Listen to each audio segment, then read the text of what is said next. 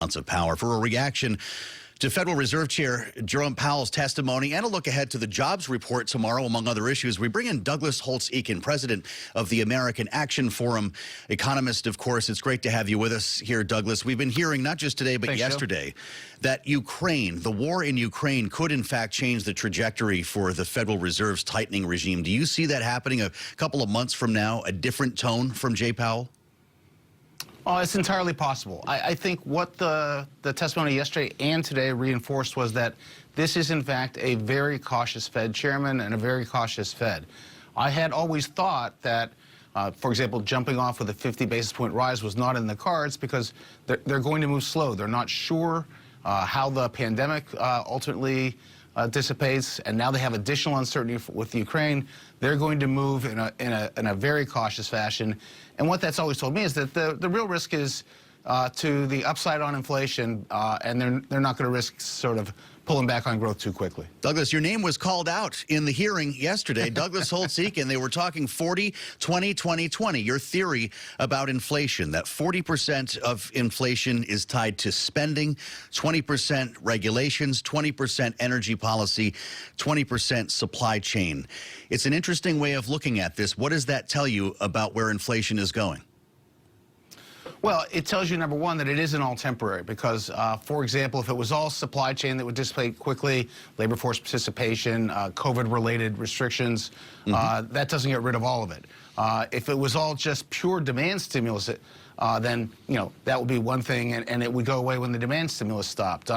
Instead, I think it's very much tied in with the energy markets, which have tightened back up, and where for the U.S. at least, the administration's position is to lean against any opening up of oil and natural gas production. And I'm quite worried about the future regulatory burdens on businesses in the United States. The Biden administration closed the first year of operation with $200 billion of regulatory burden imposed. That's the largest first-year number since we started tracking things in 2005.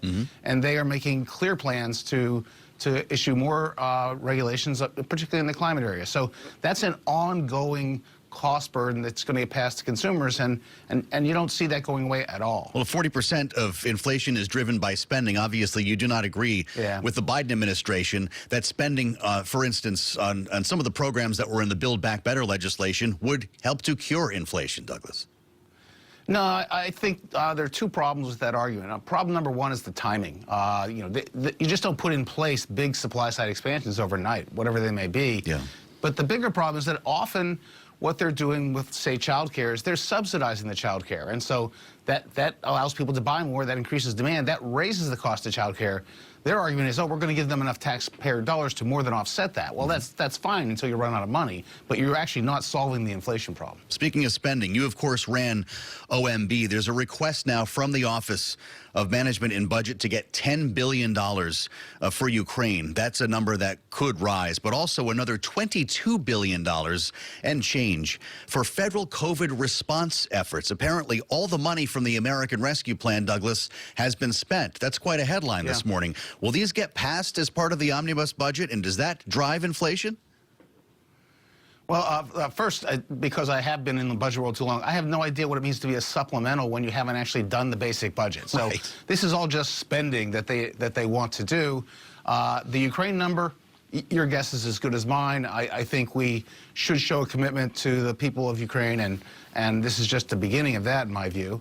The second thing is that this administration clearly dropped the ball in 2021. It didn't anticipate a wave in the late in the year, even though we had one the year before. They didn't anticipate the need for tests. And in trying to ramp all that up, they really got themselves into some jams. They're trying to avoid that, and they're asking for the money to avoid that.